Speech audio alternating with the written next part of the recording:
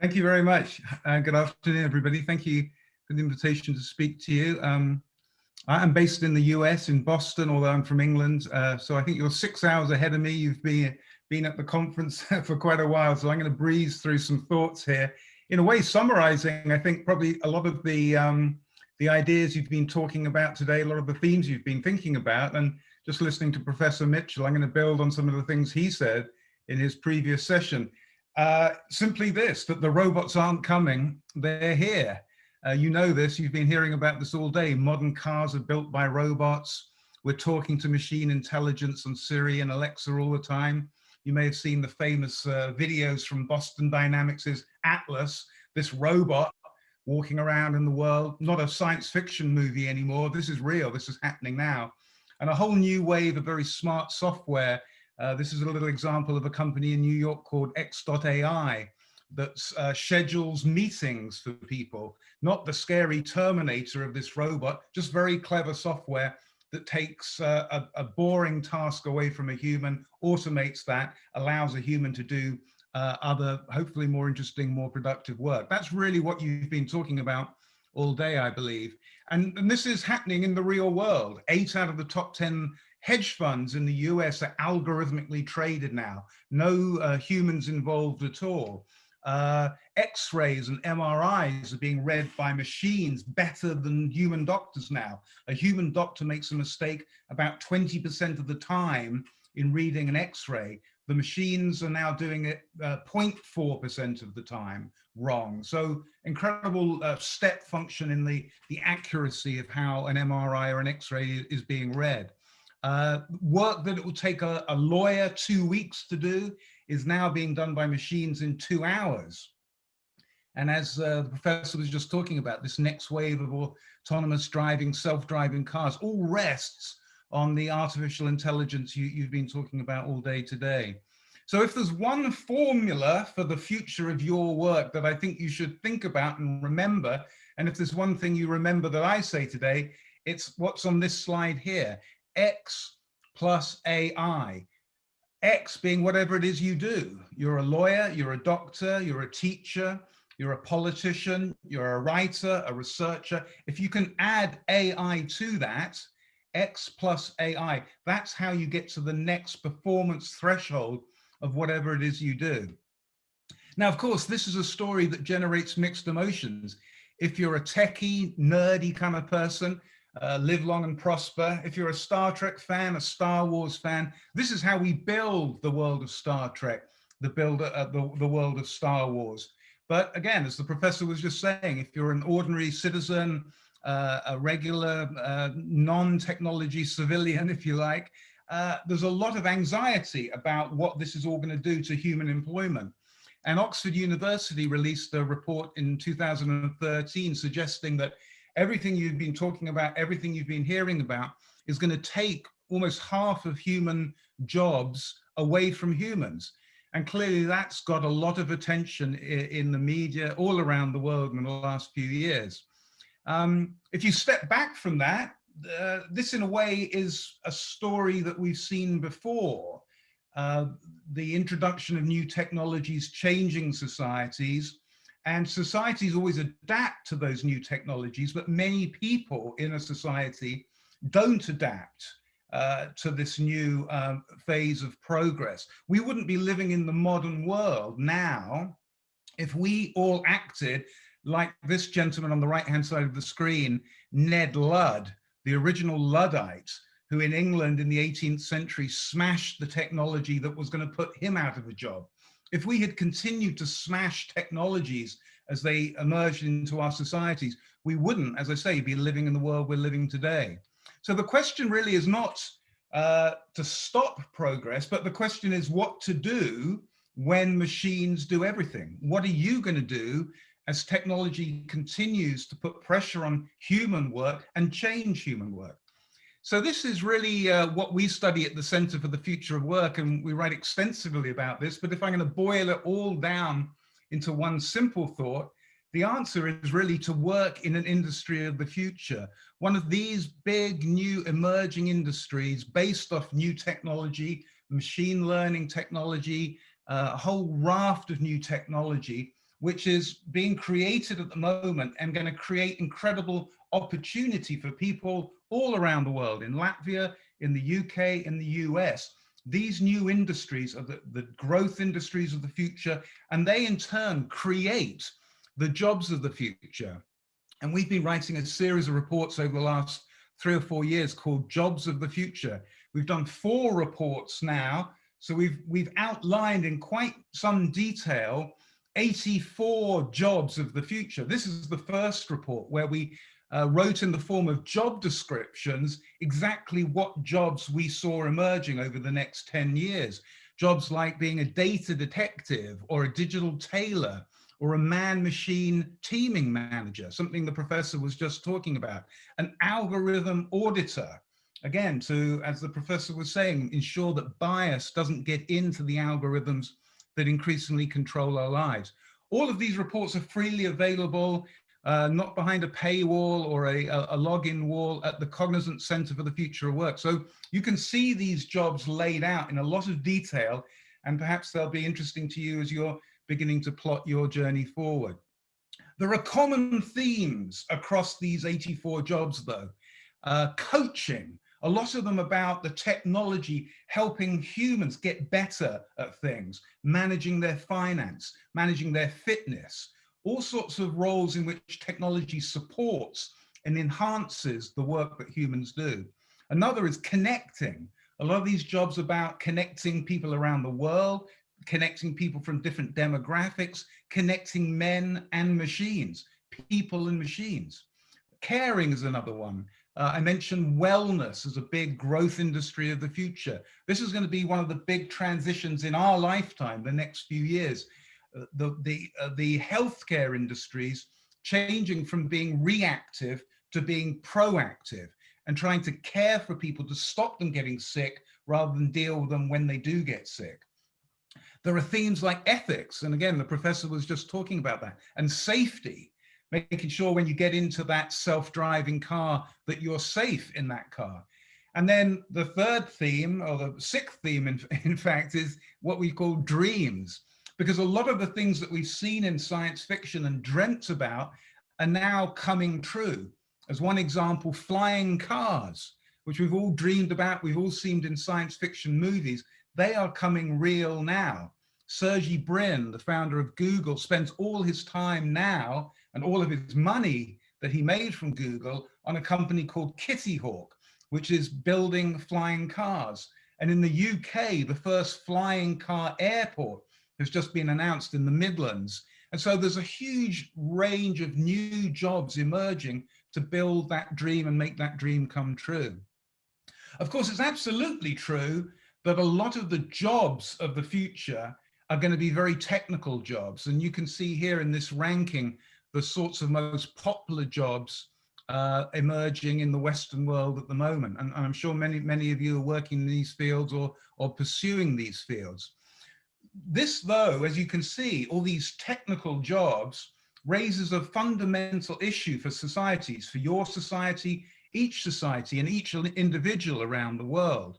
It's that all of those jobs are foundationally based on having competency in maths, in mathematics. And the simple truth is that most people don't have competency in mathematics. And I call this the Math Crossroads. When a child is about 14 years old, it begins to become apparent whether that child is any good at math, can understand math, has any talent for math or not. And as I say, the vast majority of children aren't mathematically particularly sophisticated or knowledgeable or have a talent for it. So this crossroads means that the kids that can go down the math path here have access to all of those jobs that I just mentioned. A lot of these new jobs of the future, which are very technical, require a foundational comfort with mathematics. The simple answer is, the simple truth is that the real issue for societies, again, that the professor was talking about, that the Oxford University report was referencing earlier on, is how do the non-math people, the people without a qualification from Stanford in mathematics, how do they beat the robots? because the maths people are going to be fine. They're going to write the software, develop the hardware for the robots, huge opportunity in those areas. The real issue is for the non-math people. What do we do in the future? How do we beat the machines? And again, we've written extensively about this at the Center for the Future of Work.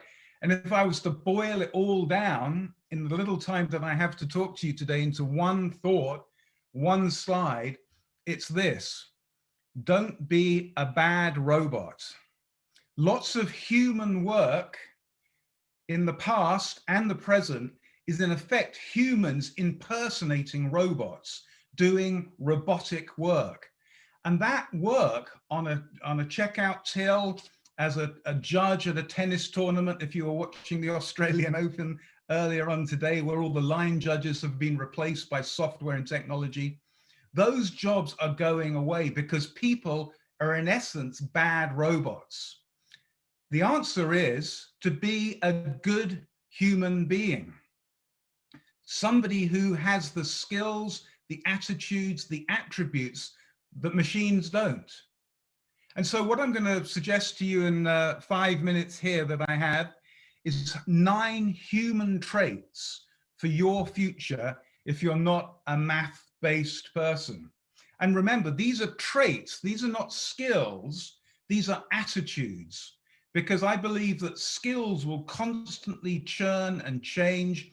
And if you start learning out to be a Python programmer at 18, by the time you're trying to make a good career in that at 28, the underlying skill requirement for an employer will probably have changed.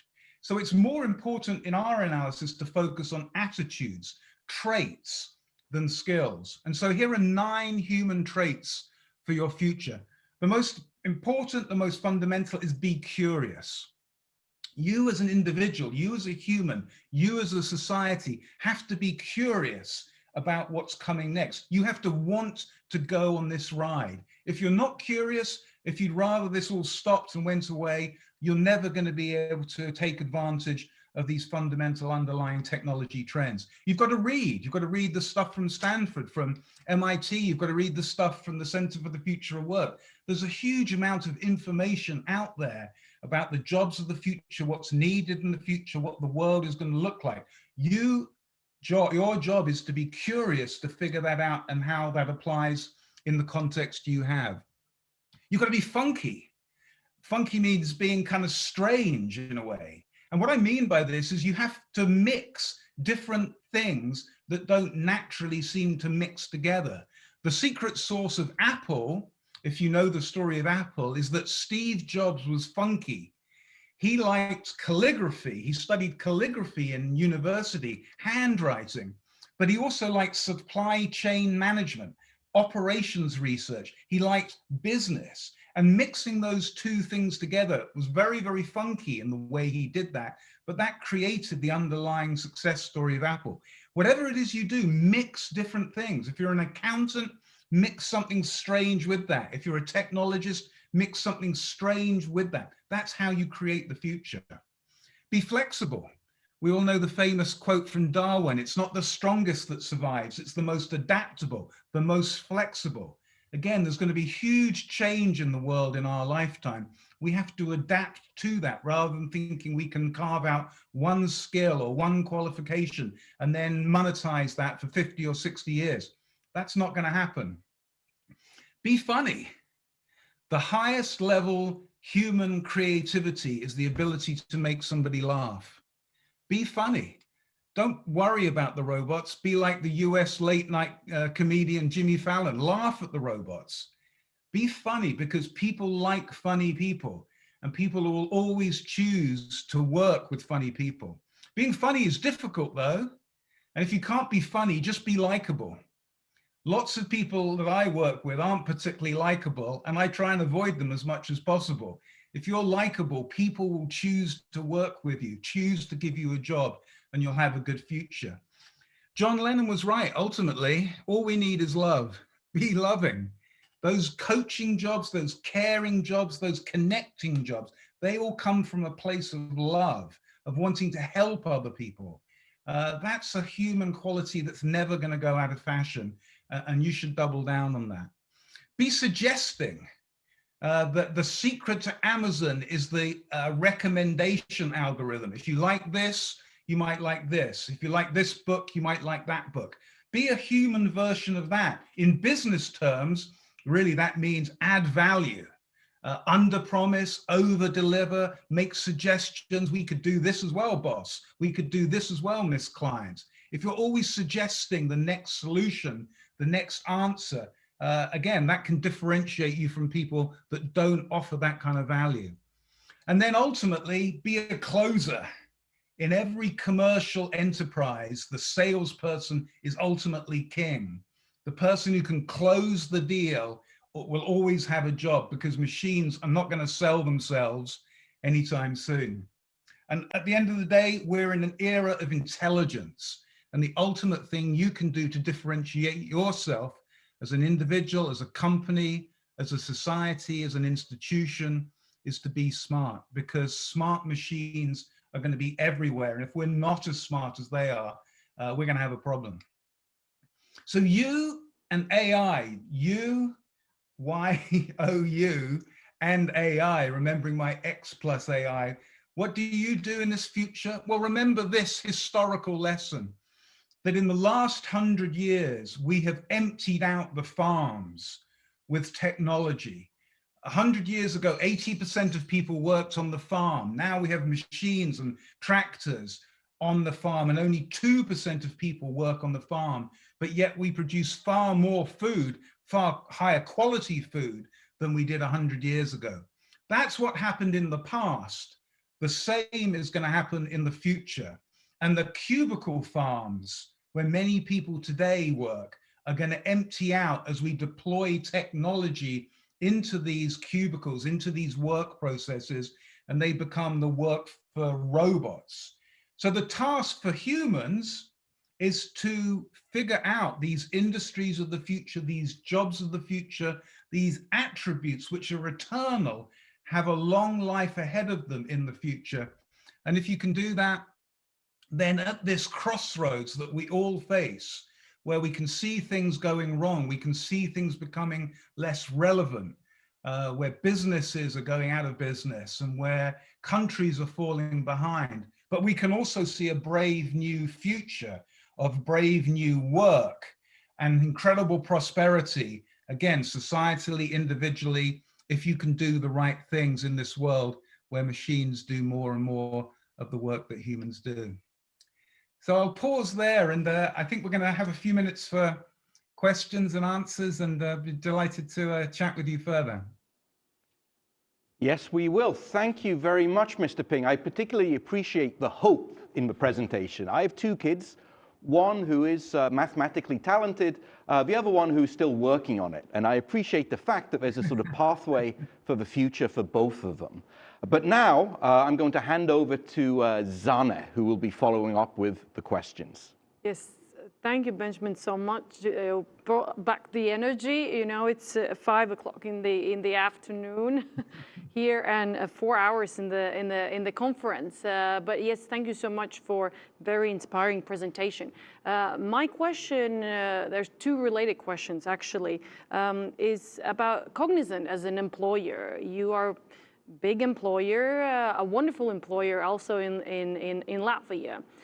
So I wonder, what is the message to employers in respect to their learning and development approaches, initiatives, and related to that, because I know you've done a lot of research of that, what is the role of HR in the future? Yes. No, well, Cognizant, as you say, is a big company all around the world. We have about 300,000 people around the world, and Europe and Eastern and Northern Europe is increasingly an important area for us. So yes, no, I mean, so we're in a way trying to apply a lot of the things that I talked about this morning to ourselves. We're trying to help our clients inject these types of technologies, these type of solutions into their business processes. We're trying to bring skills that I've been talking about around data and cloud computing and AI into our employee workforce, so we can then help our clients. So yes, just like all organizations at the moment, we're undergoing a lot of evolution, a lot of transformation, And we're, of course, very, very interested in hiring people who have next generation leading edge skills in many of the things we're talking about. And then to your question about HR, well, we always say at the Center for the Future of Work that the future of work runs straight through the HR department. In a big business, it's really the HR people who are tasked with managing, acquiring the new talent, the new skills, the new attitudes I've been talking about, and bringing them into the business and making sure that those people have good career paths ahead of them, and also help people who perhaps have become a little less relevant to the future catch up, retrain, reskill, upskill, so they can continue to be relevant. As you recall, I talked about be flexible. That notion of adaptation is absolutely key for every organization, every business in the world, including Cognizant. So yes, everything I've been talking about, all the research that we produce is freely available, as I said, up on the Center for the Future of Work website. So there's a lot of material there around HR, around technology that people may find interesting. Thank you so much. We have one question from the audience. We have a couple, but we'll ask you one, and then final question from me. So do you have some specific suggestions how to transform educational institutions starting from primary school so that they prepare the attitudes needed? Yeah, this is, again, I know you've been talking about this quite a bit today. This is a very, very big issue and hard to summarize in one question. One answer. I do think that the educators need to understand themselves how fast the world is changing and how technology can help them, but also how technology is challenging some of those traditional norms and traditional ways of doing things. I think, I mean, just as one example, I live in Massachusetts, near MIT in Boston, and even in my kids' school, they get more credit for doing physical education than they do for coding classes. And I mean, I love sports, so I'm not against sports and physical education, but there seems to be something of a kind of misjudgment there, a failure to recognize that things like coding, technology-based, STEM-based education is increasingly important and should be prioritized in the curricula. I think in a way it comes back to being curious. I mean, teachers by definition love education, they love learning. I think there's a challenge though that they need to learn themselves about what this future of their work looks like. Thank you, Benjamin. And then the last question from me, we talked a lot in this conference about the youth and children, of course, because COVID has had a big impact on this audience in particular, and it is widely reported. But I want to ask about the question that concerns seniors and their digital skills. You know, Europe is aging and Latvia is aging faster than Europe. So again, what would be your advice for upskilling and reskilling of seniors? Of older folks, you mean, rather than senior kids? Yes, sorry. Older generation, so 60 older plus. generation, yeah. Yes. Well, again, I think that's why the fundamental attribute that we should all have is to continue to be curious. I think that's true whether you're 16 or 60.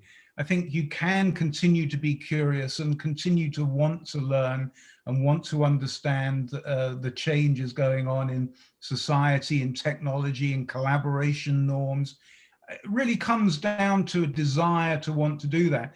I think a lot of people are intimidated by a lot of the things I've talked about. And I often say to people, this isn't really as hard as you think it is. One example, on YouTube, there are so many sources of information, education, enlightenment nowadays. It's sort of unbelievable. If you put into YouTube Machine Learning 101, you'll see lots and lots of courses from some of the best universities in the world that would explain the fundamentals of what's going on not just the technology, but the forces of change in society. I don't think it's as hard as people think to figure this out themselves, but it stems from that underlying desire to do so. And just to circle back to one comment, in a way you sort of teed me up to talk about this, I think younger people are figuring this out much faster than parents like me perhaps imagine. I'm not worried about the next generation so much. They've figured this out. They're living in the future already. But it is, as you say, people who are perhaps in their middle age, getting longer in their career, perhaps losing that underlying curiosity, that desire. That's understandable. That, again, is a human characteristic. But I think if you want to stay in the game, if you've still got to, pay for the mortgage or pay for the kids' education, you need to be continuing to be interested and curious. And I think if you can do that, there are all these resources out there to help you, continue to figure out what the future of your work is. Benjamin, thank you so much. Again, we would like to ask you more and more questions, but we have to proceed. But before we do, I can only suggest everyone to really have a look at the Cognizant studies. They are widely quoted and very inspirational. Thank you.